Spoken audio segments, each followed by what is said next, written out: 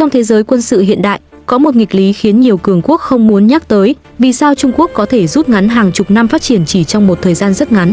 Khi một tiêm kích tàng hình xuất hiện với hình dáng quen thuộc, hay khi một UAV mới ra mắt khiến giới phân tích phải so sánh ngay với các mẫu nổi tiếng của Mỹ và Nga, tranh cãi lập tức bùng lên. Có người cho rằng đó là sao chép, nhưng cũng có người đặt ra câu hỏi khó chịu hơn, nếu mục tiêu là sức mạnh quốc gia, thì việc học nhanh từ những thiết kế đã được kiểm chứng có thực sự sai. Trong khi nhiều nước phải đánh đổi hàng trăm tỷ đô la và hàng chục năm thử nghiệm, Trung Quốc lại chọn con đường tiếp thu, phân tích và cải tiến với tốc độ khiến thế giới phải theo dõi sát sao. Đây không chỉ là câu chuyện công nghệ, mà là cuộc đấu về tư duy chiến lược. Nếu bạn muốn hiểu rõ cách Trung Quốc đã làm điều đó như thế nào, hãy tiếp tục theo dõi video và đừng quên đăng ký kênh Hồ sơ Quân giới. Trong giai đoạn cuối thế kỷ 20, khi trật tự thế giới bước vào thời kỳ hậu chiến tranh lạnh, Trung Quốc đứng trước một thực tế khó phủ nhận, khoảng cách công nghệ quân sự giữa họ và các cường quốc hàng đầu như Mỹ, Nga vẫn còn rất xa. Thay vì cố gắng tự phát triển mọi thứ từ con số 0, Bắc Kinh lựa chọn một con đường thực dụng hơn, đó là học hỏi trực tiếp từ những hệ thống đã được kiểm chứng trên thực tế.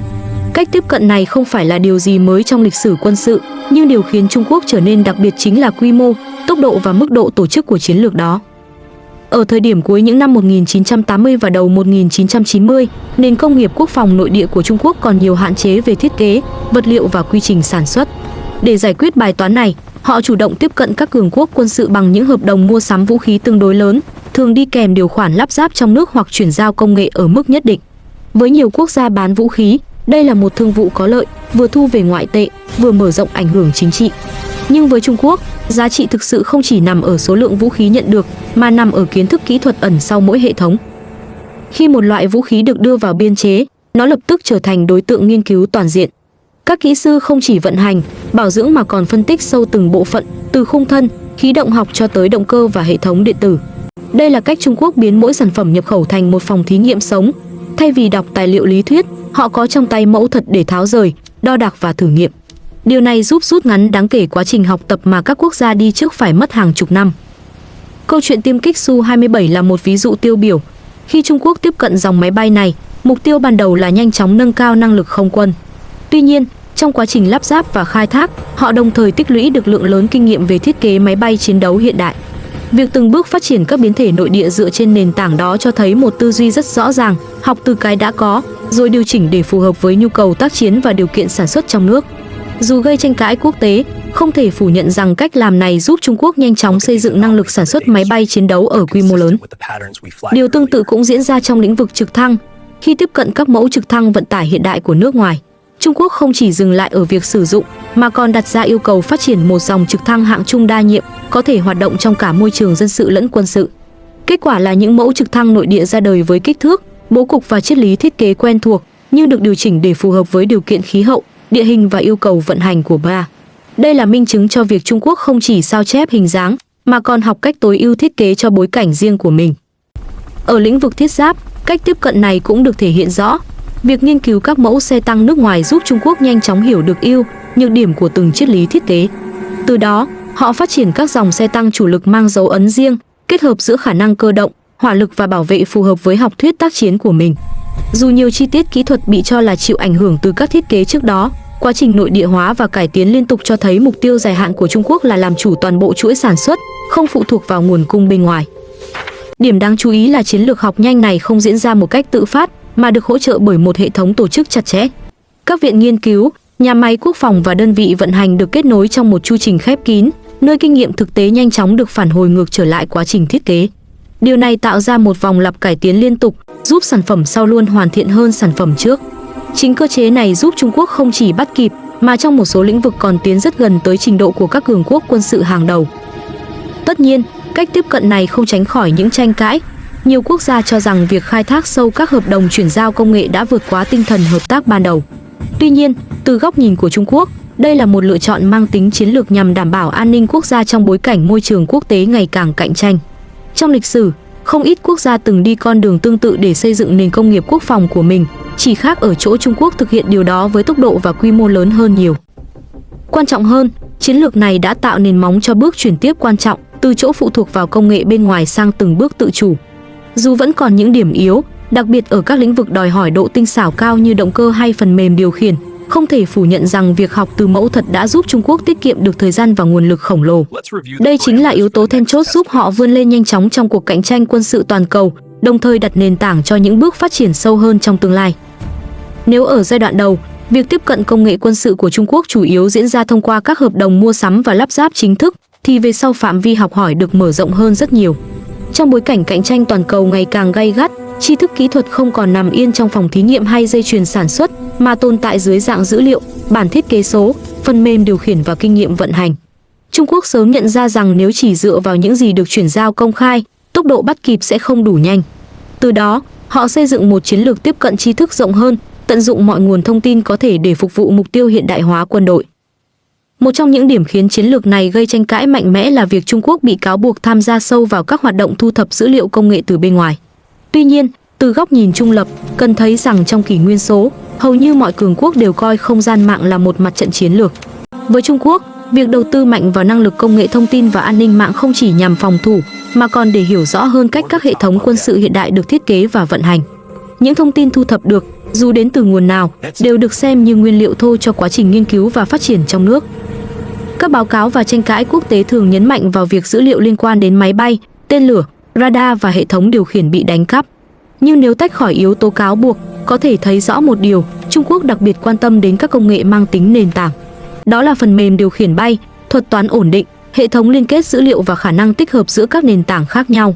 Đây chính là những yếu tố quyết định hiệu quả tác chiến thực tế, chứ không chỉ là hình dáng bên ngoài của vũ khí. Việc tiếp cận được các dữ liệu kiểu này giúp Trung Quốc tránh phải mò mẫm từ đầu, rút ngắn đáng kể thời gian thử nghiệm và sửa sai. Song song với không gian mạng, một nguồn tri thức khác cũng được Trung Quốc tận dụng rất mạnh là các mẫu vũ khí thực tế thu được trong những hoàn cảnh đặc biệt. Trong các cuộc xung đột khu vực trên thế giới, không hiếm trường hợp trang bị hiện đại bị bỏ lại trên chiến trường, rơi vào tay các bên thứ ba hoặc được thu giữ vì sự cố kỹ thuật. Với Trung Quốc, những mẫu vật này có giá trị không kém gì vàng. Chúng cung cấp dữ liệu thực tế đã được kiểm chứng trong điều kiện chiến đấu, thứ mà không phòng thí nghiệm nào có thể mô phỏng hoàn toàn chính xác. Việc phân tích các mẫu vũ khí thu được cho phép các kỹ sư Trung Quốc hiểu sâu hơn về vật liệu, cấu trúc, cách bố trí cảm biến và triết lý thiết kế tổng thể. Quan trọng hơn, họ có thể đối chiếu giữa lý thuyết và thực tế vận hành, từ đó rút ra những bài học để cải tiến sản phẩm của mình. Chính vì vậy, nhiều hệ thống vũ khí do Trung Quốc phát triển sau này, dù mang dáng dấp quen thuộc, lại được tinh chỉnh để phù hợp hơn với nhu cầu tác chiến riêng của BRA, cũng như điều kiện khí hậu và địa hình trong khu vực mà họ quan tâm. Một khía cạnh khác thường ít được chú ý hơn, nhưng lại đóng vai trò then chốt, là chiến lược thu hút và sử dụng nhân lực chất lượng cao. Trung Quốc hiểu rằng công nghệ không chỉ nằm trong máy móc, mà còn nằm trong con người. Việc chiêu mộ các nhà khoa học, kỹ sư và chuyên gia từng làm việc trong các chương trình tiên tiến của nước ngoài giúp họ tiếp cận trực tiếp với tư duy thiết kế và quy trình phát triển hiện đại. Những con người này mang theo không chỉ kiến thức chuyên môn, mà còn là kinh nghiệm quản lý dự án, tổ chức thử nghiệm và phối hợp giữa các bộ phận kỹ thuật khác nhau. Các chương trình thu hút nhân tài được thiết kế với quy mô lớn, cung cấp điều kiện nghiên cứu, đãi ngộ và vị thế nghề nghiệp đủ hấp dẫn để lôi kéo chuyên gia từ khắp nơi trên thế giới. Từ góc độ phát triển công nghiệp quốc phòng, đây là một bước đi rất thực dụng. Thay vì mất hàng chục năm đào tạo từ đầu, Trung Quốc có thể nhanh chóng xây dựng đội ngũ nòng cốt, sau đó lan tỏa kiến thức ra toàn hệ thống. Điều này góp phần giải thích vì sao trong nhiều lĩnh vực, năng lực thiết kế và chế tạo của họ tiến bộ nhanh hơn dự đoán của giới quan sát quốc tế. Tất nhiên, cách tiếp cận này không tránh khỏi rủi ro và giới hạn. Dù có thể tiếp cận được nhiều nguồn tri thức, việc chuyển hóa chúng thành sản phẩm ổn định, đáng tin cậy vẫn là một thách thức lớn. Động cơ, phần mềm điều khiển phức tạp và hệ thống điện tử tinh vi là những lĩnh vực đòi hỏi quá trình thử nghiệm lâu dài và chuẩn hóa nghiêm ngặt. Trung Quốc đã đạt được những bước tiến rõ rệt, nhưng vẫn cần thêm thời gian để chứng minh độ bền và tính ổn định tương đương với các sản phẩm đã được kiểm chứng qua nhiều thập kỷ của phương Tây. Dù vậy, không thể phủ nhận rằng cách Trung Quốc kết hợp nhiều nguồn học hỏi khác nhau đã tạo ra một lợi thế đáng kể. Thay vì phụ thuộc vào một con đường duy nhất, họ xây dựng một mạng lưới tiếp cận tri thức đa tầng, từ hợp tác chính thức, phân tích mẫu thật, thu thập dữ liệu, cho tới phát triển nguồn nhân lực. Chính sự linh hoạt này giúp Trung Quốc duy trì tốc độ phát triển cao ngay cả khi môi trường quốc tế ngày càng khắt khe và nhiều cánh cửa công nghệ dần khép lại. Ở góc nhìn trung lập, chiến lược đó phản ánh một thực tế của cạnh tranh hiện đại, quốc gia nào học nhanh hơn, tổ chức tốt hơn và tận dụng hiệu quả hơn các nguồn lực sẵn có sẽ chiếm ưu thế. Với Trung Quốc, việc mở rộng không gian học hỏi không chỉ là giải pháp ngắn hạn, mà là bước đệm để tiến tới mục tiêu dài hạn là tự chủ công nghệ quân sự. Đây chính là điểm khiến câu chuyện này tiếp tục gây tranh cãi, nhưng đồng thời cũng buộc thế giới phải thừa nhận rằng Trung Quốc đã trở thành một đối thủ công nghệ không thể xem nhẹ. Trong giai đoạn gần đây, khi môi trường quốc tế ngày càng siết chặt việc chuyển giao công nghệ nhạy cảm, Trung Quốc buộc phải điều chỉnh chiến lược phát triển quốc phòng theo hướng bền vững hơn. Thay vì chỉ tập trung vào việc học hỏi từ bên ngoài, trọng tâm dần được chuyển sang xây dựng năng lực nội sinh, với mục tiêu cuối cùng là tự chủ toàn diện. Đây là bước chuyển quan trọng, bởi nó cho thấy Trung Quốc không coi việc tiếp thu công nghệ là đích đến, mà chỉ là phương tiện để tiến tới một hệ sinh thái quốc phòng độc lập và lâu dài. Một trong những thay đổi rõ rệt nhất là cách Trung Quốc đầu tư vào nghiên cứu và phát triển ở quy mô rất lớn. Ngân sách dành cho khoa học và công nghệ tăng đều qua từng năm, không chỉ tập trung vào sản phẩm cuối cùng, mà còn nhắm tới các công nghệ nền tảng như vật liệu mới, trí tuệ nhân tạo, thuật toán điều khiển, công nghệ cảm biến và liên kết dữ liệu. Đây là những lĩnh vực quyết định khả năng nâng cấp và duy trì ưu thế trong dài hạn. Khi đã làm chủ được nền tảng, việc cải tiến các hệ thống vũ khí hiện có trở nên chủ động hơn, không còn phụ thuộc quá nhiều vào việc tham khảo thiết kế bên ngoài. Song song với đầu tư tài chính là sự tái cấu trúc hệ thống nghiên cứu quốc phòng. Các viện thiết kế, trường đại học kỹ thuật và doanh nghiệp quốc phòng được kết nối chặt chẽ trong một mạng lưới thống nhất. Thông tin từ quá trình vận hành thực tế nhanh chóng được phản hồi về khâu thiết kế, cho phép các kỹ sư điều chỉnh và cải tiến liên tục. Cách tổ chức này giúp rút ngắn khoảng cách giữa nghiên cứu lý thuyết và ứng dụng thực tiễn, đồng thời tạo ra tốc độ cải tiến nhanh mà ít quốc gia có thể sánh kịp. Nhân lực vẫn là yếu tố trung tâm của chiến lược này. Trung Quốc không chỉ thu hút chuyên gia từ bên ngoài, mà còn đẩy mạnh đào tạo thế hệ kỹ sư và nhà khoa học trong nước. Các chương trình đào tạo kỹ thuật được mở rộng, chú trọng thực hành và tiếp cận sớm với những dự án lớn. Điều này tạo ra một lực lượng kế cận đủ đông và đủ sâu, bảo đảm rằng kiến thức không bị phụ thuộc vào một nhóm nhỏ cá nhân.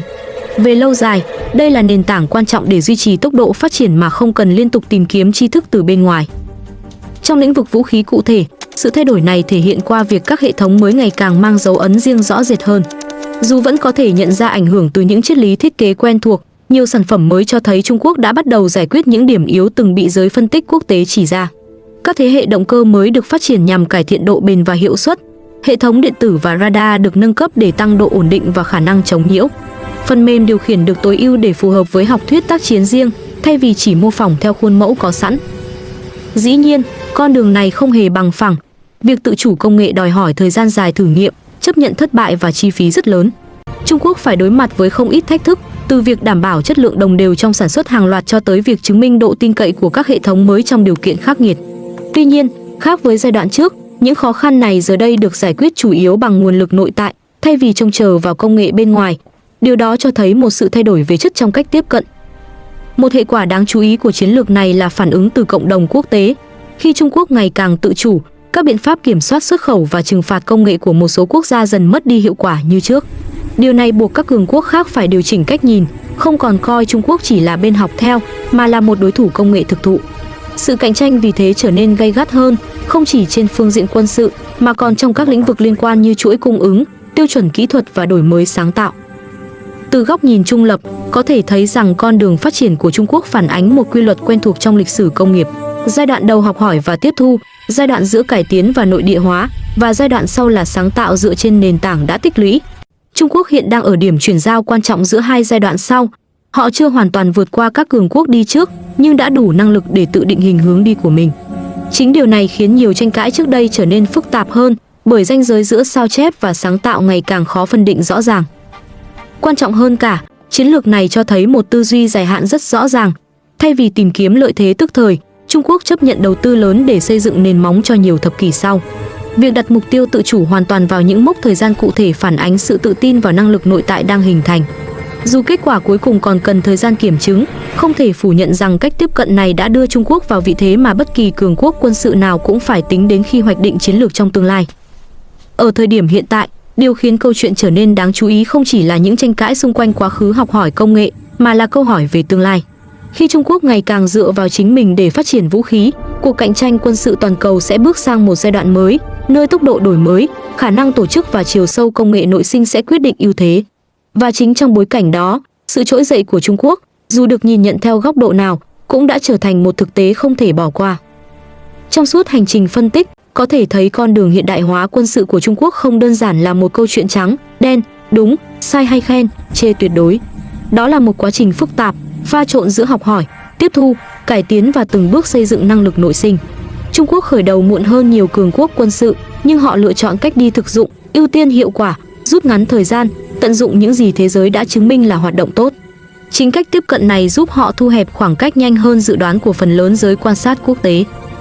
Những tranh cãi xoay quanh việc tiếp cận công nghệ nước ngoài, dù ở góc độ nào, cũng phản ánh một thực tế, trong cạnh tranh chiến lược hiện đại, tri thức và công nghệ là tài sản có giá trị ngang với sức mạnh quân sự truyền thống. Trung Quốc hiểu rất rõ điều đó và đã xây dựng một chiến lược dài hạn nhằm bảo đảm rằng quân đội của họ không bị tụt lại phía sau trong một thế giới thay đổi nhanh chóng. Việc kết hợp nhiều phương thức học hỏi khác nhau, từ hợp tác chính thức cho tới nghiên cứu thực tiễn, cho thấy khả năng tổ chức và tư duy hệ thống đáng chú ý. Quan trọng hơn, Trung Quốc không dừng lại ở việc tiếp thu. Những năm gần đây cho thấy một sự chuyển dịch rõ rệt sang đầu tư mạnh vào nghiên cứu và phát triển trong nước, đào tạo nhân lực và xây dựng chuỗi công nghiệp khép kín. Điều này cho thấy mục tiêu cuối cùng không phải là sao chép mãi mãi, mà là đạt tới trạng thái tự chủ, nơi các thế hệ vũ khí tương lai có thể được thiết kế và hoàn thiện dựa trên nền tảng tri thức do chính họ làm chủ. Dù vẫn còn những thách thức về độ tin cậy, tiêu chuẩn kỹ thuật và kiểm chứng lâu dài, hướng đi này phản ánh một tham vọng mang tính chiến lược, chứ không chỉ là phản ứng ngắn hạn. Từ góc nhìn trung lập, có thể nói rằng sự trỗi dậy quân sự của Trung Quốc là kết quả của một quá trình học nhanh, tổ chức tốt và đầu tư kiên trì. Điều đó buộc các cường quốc khác phải điều chỉnh cách nhìn và cách ứng xử, bởi Trung Quốc ngày nay không còn là một bên chỉ đứng ngoài quan sát. Họ đã trở thành một nhân tố có ảnh hưởng thực sự đến cán cân quân sự toàn cầu, dù vẫn đang trong quá trình hoàn thiện năng lực của mình. Cuối cùng, câu chuyện này không chỉ là về vũ khí hay công nghệ, mà là về cách một quốc gia lựa chọn con đường phát triển trong môi trường cạnh tranh khốc liệt.